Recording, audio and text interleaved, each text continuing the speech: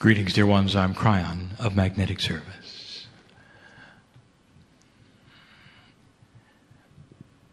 And so the time between when I last spoke to you and now doesn't even exist for me. It is so difficult to explain to a linear human being what it is like not to have a clock. That all things occur at once. It's an odd thing to talk about, for your future to you is not known, and your past cannot be revisited. And so to you, you are always in the present. We are too. But we call it the now. And we include the past for their only energies. And although the actions in 3D cannot be changed, the memories of them can. The influences of them can. They can be rewritten in your DNA. It is part of the now. It changes you now. So something you do about your past changes the now. So what have you done, really? You visited the past. The future, you say, is not known to you. It is not known to us, and yet the potentials of what you might do are. As you change your mind now in a certain way, you change the potentials, therefore rewriting the future. That is our now. We see it all one. It helps us to give you the kind of channel we're going to give you. We're going to call the channel the three winds. Much of this information has been given in pieces and parts over many years. You've heard some of the terminology alluded to. And now we wish to just lay it out as a carpet that will contain a lot of answers, perhaps some controversies because they don't agree with things that you might have heard in the past from others. And this is where the discernment is yours and always has been. To see if the things make sense that I'm going to tell you, and use what we have called spiritual logic. First of all, the human being and the human being's soul we'll see as one. And the actual truth is that you are in four places in this carpet of time. The three winds are three of the four, and the other place is home. That's where I am. And we don't call it a wind, because there is no wind when you're home. There is no action for or against. There's nothing pushing and pulling. It is so difficult, if not impossible, to describe to you something that is so close to you but so hidden. The peace of God in you and what it is like to be on this side of the veil will remain hidden. It has to. For the test of energy that you are about as a human being must remain in a certain reality and consciousness for you to perform the test.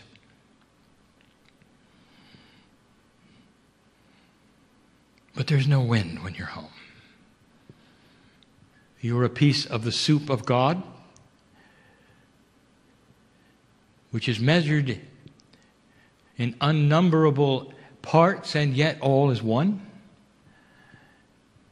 The very essence of entanglement represents God, where there can be many, but they all move as one. When you are in touch with your higher self, you are in touch with the one. Sometimes humans think that they'll get messages from angels, and the angels are giving messages from other angels, and so on and so forth. They'll see a hierarchy in heaven. There's no such thing. For the wisdom of God is the wisdom that is a singular wisdom. It is always the same wisdom. The truth is the truth. And because you have a piece of God in you, you become aware of the truth all at once. And this is why you can take an awakening human being in another part of the world that is foreign to you, speaking another language which is foreign to you, and if you ask them about certain things, they'll give you the same things you believe, because it's coming right out of the same place. So honor your intuition as we go, that part of your mind which discerns as we go. And some of you may actually see what we speak of, the three winds. Human being, there's nothing more honored than the three winds. They represent the three states that humans are in. Two of them are brief and one of them is long. There is the wind of birth, there is the wind of existence, and there's the wind of transition. In your words, you would say birth, life, and death. We don't use those words. The wind of birth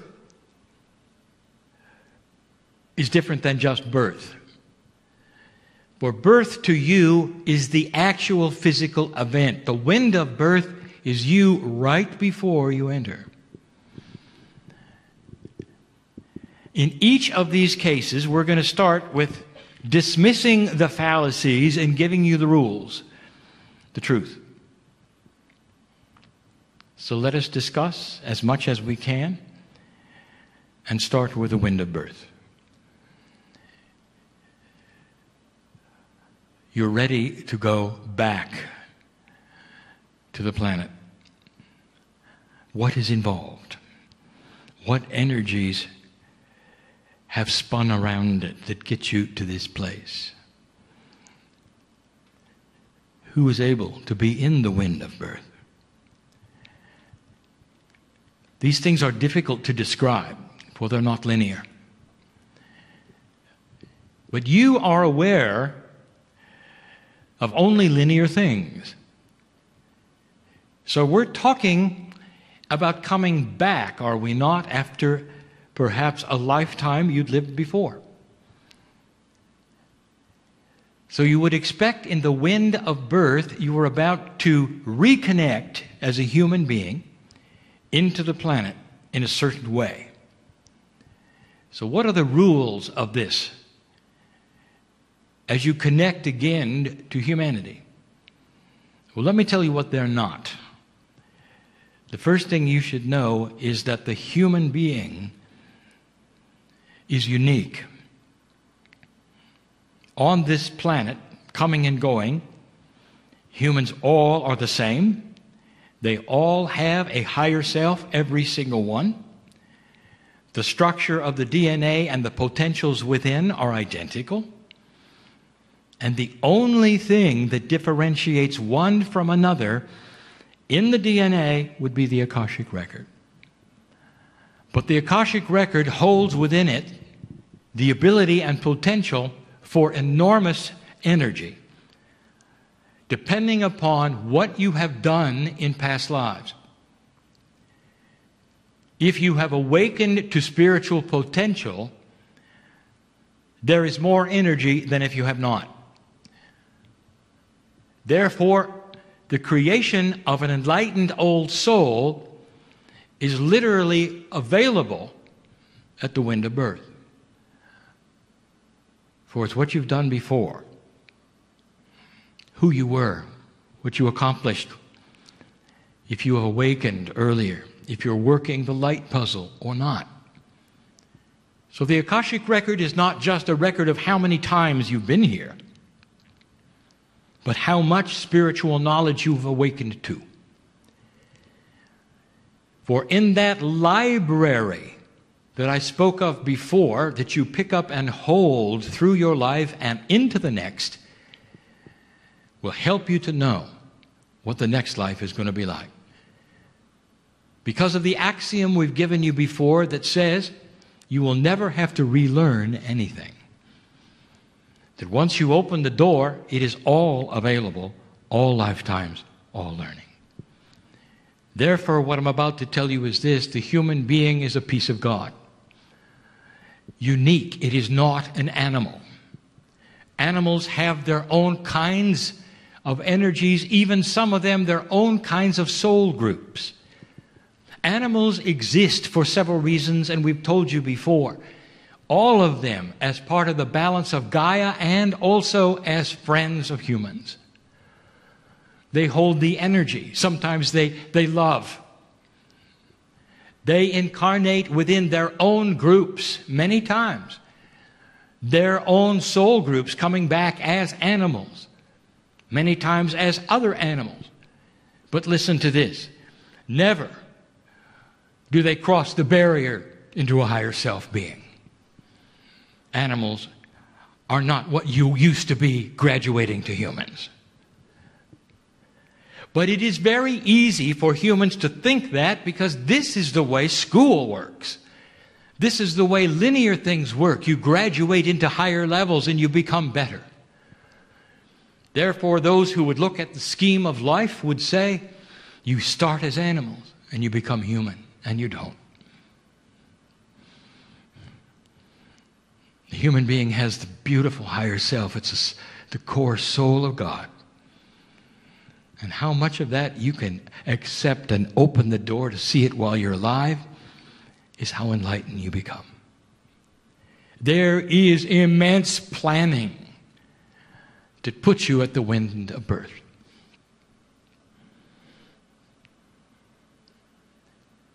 What did you accomplish last time, if anything? Who were you and what did you do? What energies did you start that were not complete? What soul group were you in? Who were your parents? Are you in agreements to become their grandchildren, your grandchildren? There are so many things that go into the planning, and each life path is different. It is unique. And humans don't like the fact that there is no instruction manual that says, here's what happened.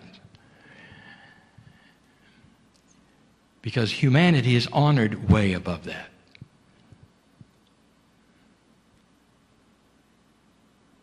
Let me tell you something that happens that I've not discussed before in this way.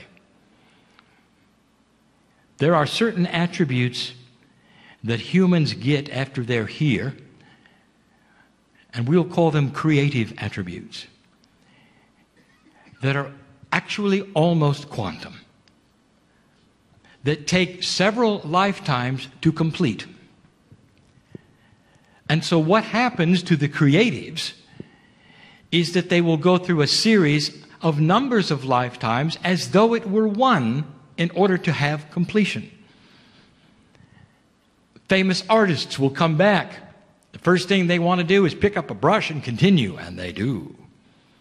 Famous composers, famous poets,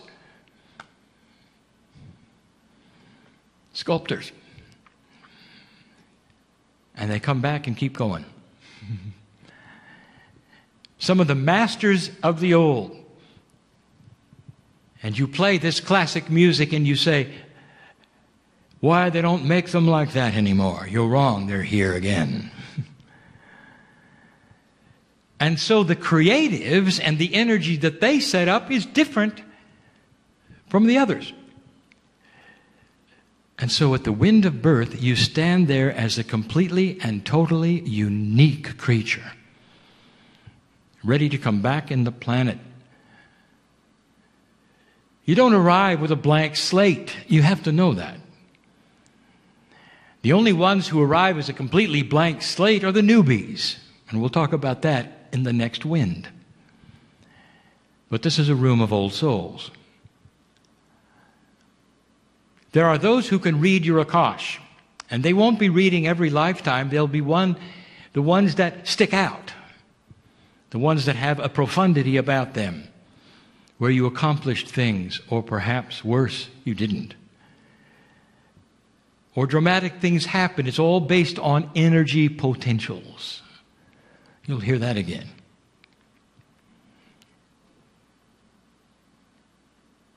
You're about to come back. And laying upon you are all these potentials and possibilities. You're coming back as part of the family. Where you will be, the gender that you will be, and the place you will be within that place is all part of the planning. The most difficult thing for me to describe to you is the planning. For this particular planning is not linear. It's not something that you would see on a spreadsheet. It's energy-based. And it's based into family. If you have awakened, there is potential there that is not there if you have not. And so an old soul will go to another place perhaps that a young soul would not. All in the wind of birth. And you're ready for it.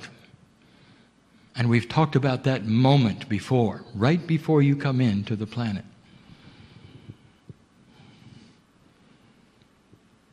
The old soul, especially the old soul in the new energy, is completely different at the wind of birth. The old soul who has awakened over and over and is coming back with that library filled with spiritual purpose is comfortable with the process. Remembers very fully what they've been through. The old soul is not going to be subject to some of the energies that push and pull a younger soul. The old soul has made up his or her mind. As part of the planning what they were going to do, the old soul may even have known it before they left. This is the difference. We've told you in previous channels some of the interesting differences between new humans and ones like you. We told you that the DNA changes that you have provided through your enlightenment and knowledge is going to bring a child forward the next time you arrive who remembers how to read, who doesn't have to be taught everything, who can walk earlier and talk earlier because they remember it, because the bridge in their DNA is starting to be complete between what was and what is. Therefore, the human being to be born is not one with a clean slate that has to know absolutely everything from scratch, but comes in with a full load. And as their brain develops, they then remember who they are. This is the promise of the new energy. Especially after 2013, you're going to see some changes in your children as they come in. The encumbrance of a planet that was going to be destroyed will not be among them. The promise of a planet going into new uncharted areas of quantum energy and discovery will be upon them. And they'll need a whole new set of tools. All this to say, watch for this. All at the wind of birth. They're ready to come in. Oh, you've all participated in it. Everyone in the room has participated in this. There is no newbie here. Not all of you are old soul, that is to say, have been hundreds of times, but all of you have been here before. It makes it interesting, does it not? For the absorption of this knowledge is different between you. Very different. Some will sleep through it. Others will be awakened by it. We arrive now at the wind of existence, and that you call life. Let us give you the rules. First, the things that it is not. No matter what you have been told on this planet, you are not here as punishment. You're not here to be tested. We call this a test. It's a test of energy. that Gaia then measures and passes to the very fabric of the great central sun. It's a measurement of the earth. The test is whether humans can change that measurement. That's the test. Humans are not here to be tested. You're here as family. The bridge between the wind of birth and the wind of existence is where you remove everything you know about the truth. You're no longer aware that you are a piece of the universe of God itself, where you came from, or what you've been through. You awaken to potentials of remembering these things if you've learned them, or learning them for the first time if you haven't done it before. Old souls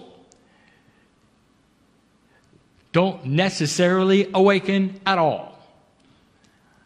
Sometimes an old soul who has had a very difficult and profound lifetime previous will skate through this life as a vacation and never wake up.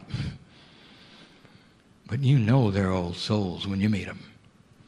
And you can see it in their eyes. Some of you have even married them. And they may not be here at a meeting like this, but it's the very thing that attracted you. And that is why we say there are no rules that say you have to be here, that you have to awaken, that you have to help the planet, that you have to send light. There are no have-tos, dear ones, because it's complex with variety. And this time around, some are simply here to hold the energy of who they are. And next time around, they'll do the work. And some of you have had these attributes, and it's necessary. It's like a time of recalibration. And some of you would say, well, it's a waste of 80 years or more. It is not. Any more than it's a waste of 3 weeks when you go on vacation. It's complex.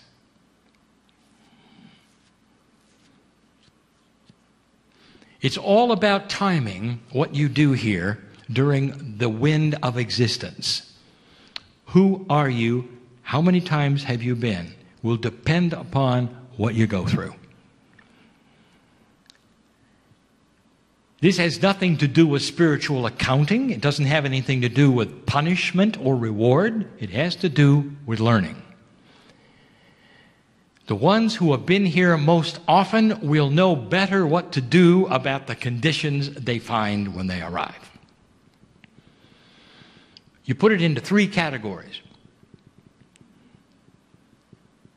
new, learning, and old. The newbies who show up as they have to because the planet expands in population, you can know they're newbies in a minute because you say A and they say B. You'll ask them to go left and they'll walk right. They have no idea about anything, and it shows. They don't know how life works, and you slap your head because you can't believe anybody could be that way. They're new. They don't know about human nature, about human consciousness. They're the ones who can be tricked so easily by a human being who wants to trick them. Naive to the max in all directions. And you've seen them. And they're going to have to come back a number of times before they start understanding the whole process of how life works. So there's always a number of them. And they're not about to be in a meeting like this. They're better off in a meeting that would be how humans work. Some of them wind up on the psychologist's couch to discover how humans work. This sometimes will take them into poverty because they have no idea what to do from one place to another, and they make mistakes. You see them as naive and foolish. They are. And by the way, so were you. You get to a certain state where you come into the planet and you are aware of how things work, and then you become a learner. What else is there? These are the ones who are the potential awakeners. Well, these are the ones who have the potential to come to a place like this, hear the truth, recognize it or not. And if it's a or not, it just means it isn't time yet. Timing is everything. My partner asks many times, he said, why did I have to awaken to the truth in the middle of my 40s? It would have been so much more fun when I was 30, he said. And I have told him it's about timing. It's about placing him at the age he needs to be to do what he does now, and also what he's going to do next. I'll get to that. And so, dear ones, in these three categories, most of the ones who sit in the chair are in the third category, and that is old soul. The ones who have awakened and are sitting, waiting for the instructions on what to do next. For they know their life's path. They know why they're here. They know the earth needs them. And each path is different. And so they're sitting in this one, in this room now. This is the way it works, old soul. For some of you have awakened many times, and your library is thick with spiritual purpose, and some of you have just awakened, a few of you, this lifetime, but you're an old soul. Now this may be complex, but you also have a library of the Akash, and that is to say, what is there that is truth that you can pull from, that perhaps you didn't live personally, but it's there anyway? Now this is very difficult, but now I broach a subject that I have not broached in this fashion before, so listen carefully. If it is true, dear human being, that you were seeded by an ascended race, that means that they are in your DNA. Everything that they know is in your DNA. You know where I'm going, don't you? That means that you can awaken to great amounts of truth that you never lived through because it's there from what they gave you. It goes beyond your Akash into a spiritual quantum Akash that belongs to those who seeded you. And you start to pick up the truth of the universe, of the galaxy, of existence of God, way beyond your years. This is a new energy attribute that we wanted to give you this day.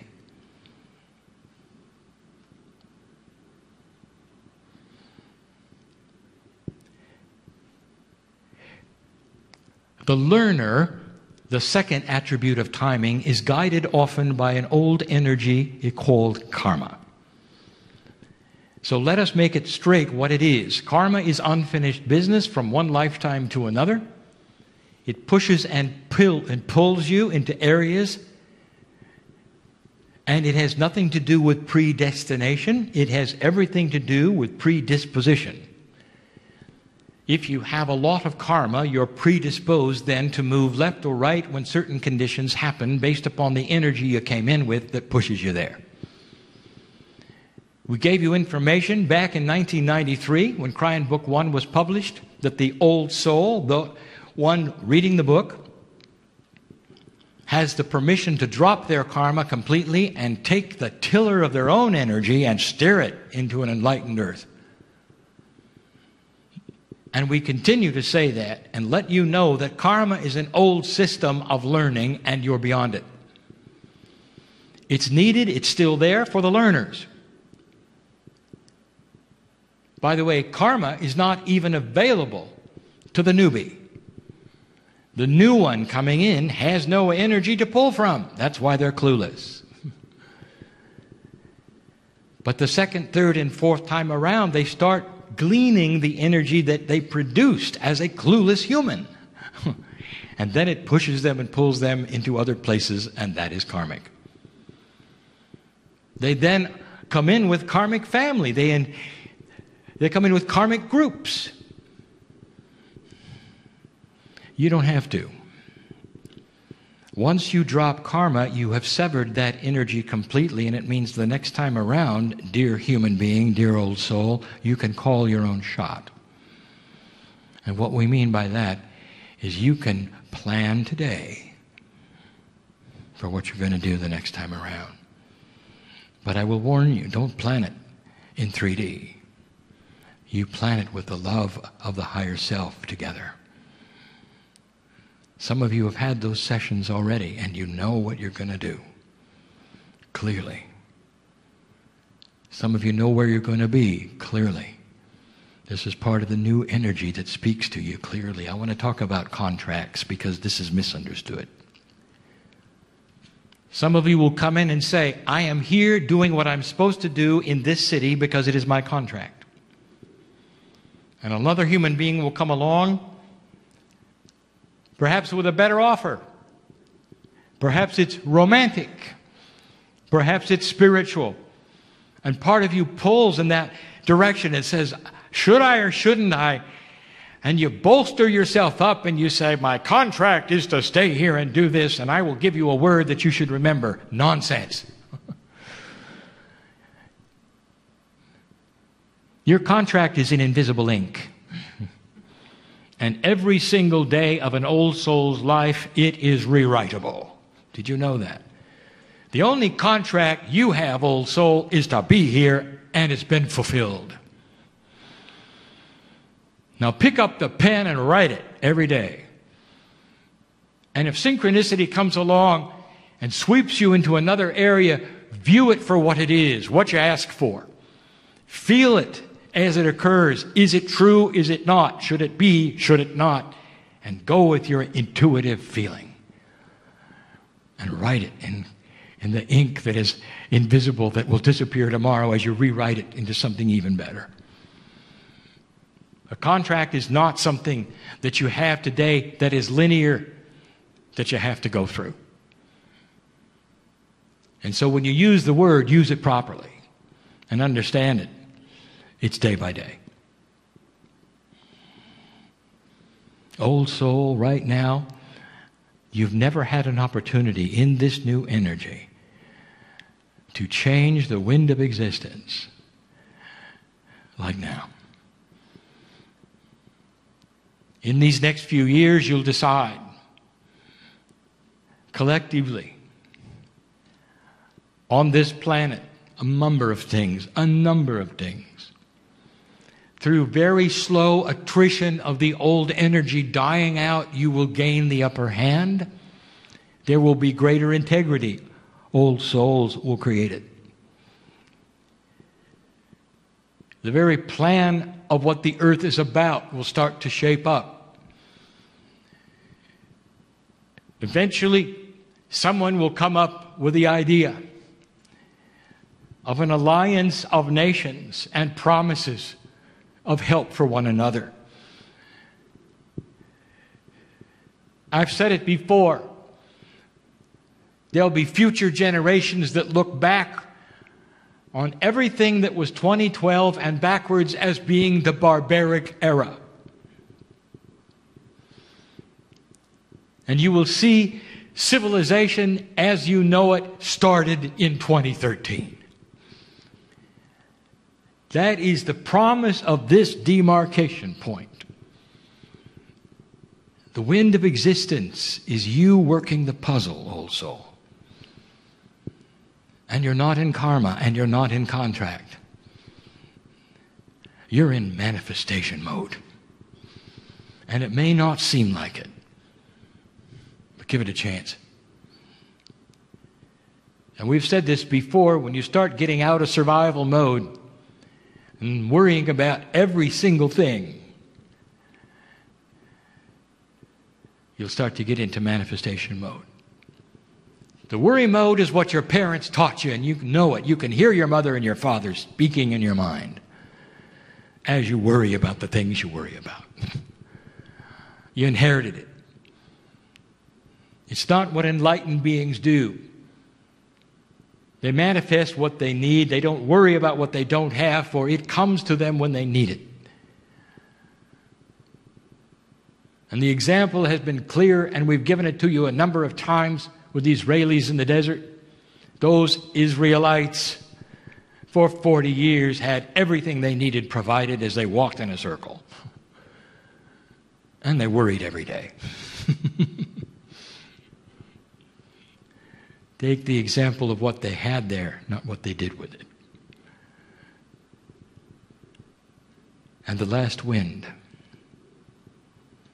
The wind of transition you call death. What can I tell you about this that you don't already know? I think I can tell you a lot. First of all, the rules. You don't know what you don't know.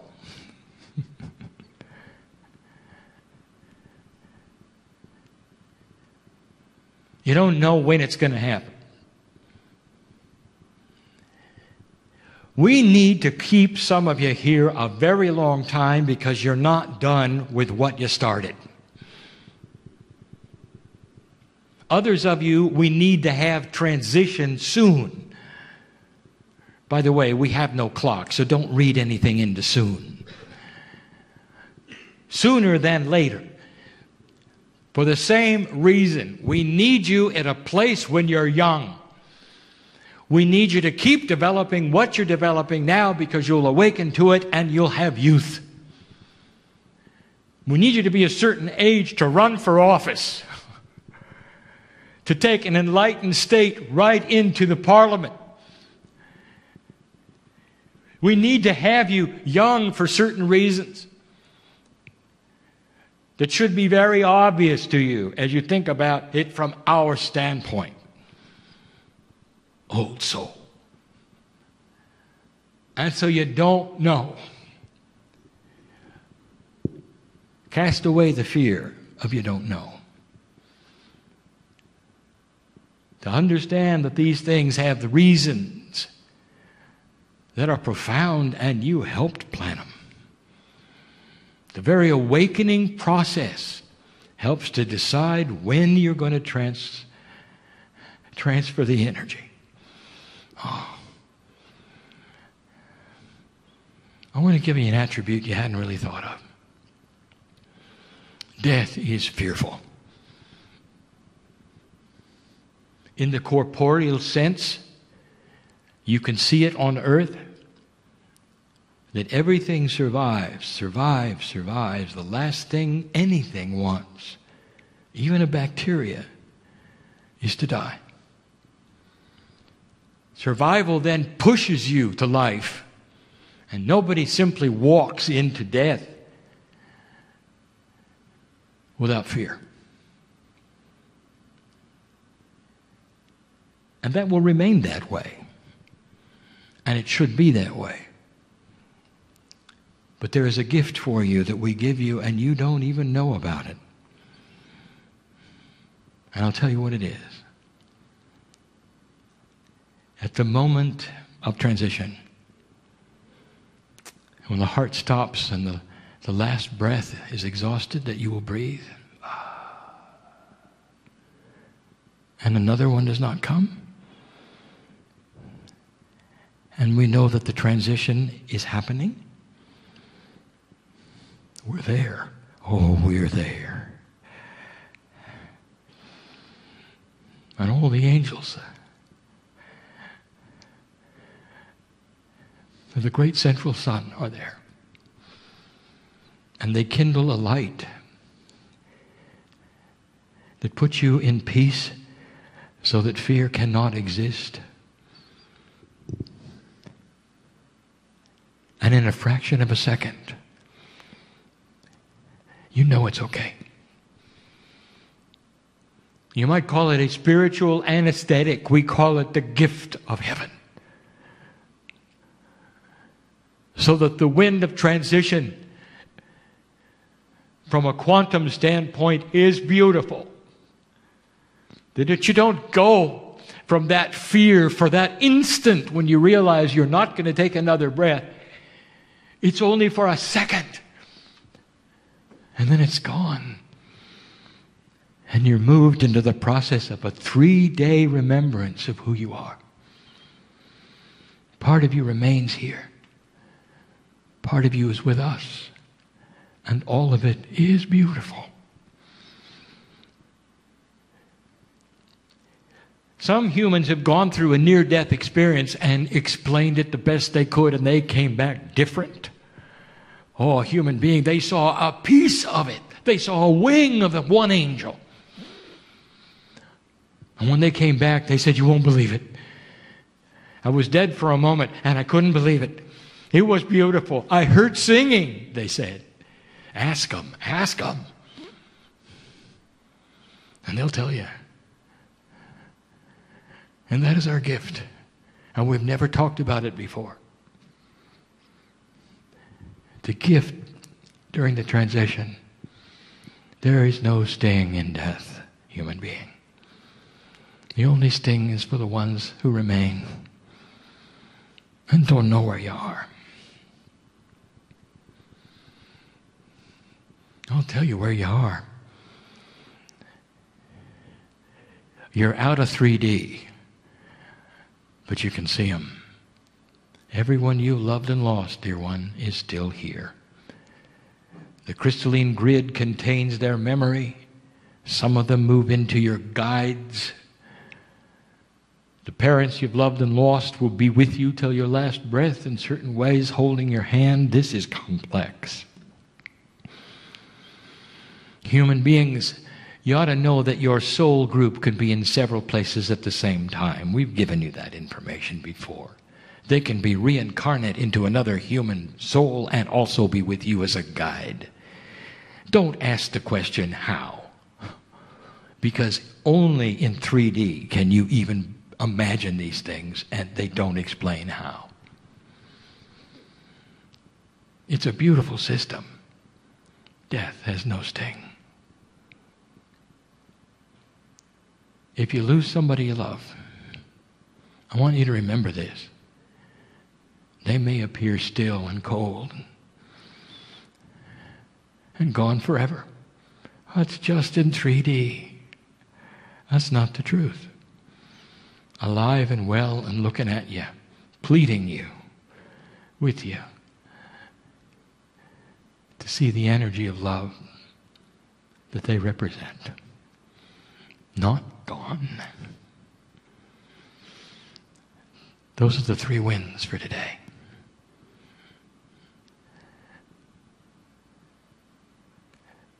I love to talk about these things, for they are near to me.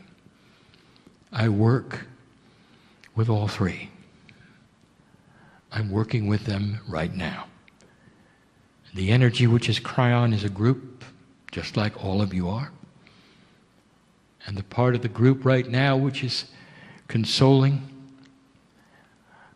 those at the wind of birth that it's going to be okay. And welcoming those in the transition that know it's okay. And working with those in existence who are not really sure. This is the role of Spirit through the higher self that is yours. Discovery of God inside. The plan is beautiful, dear ones. And so it is.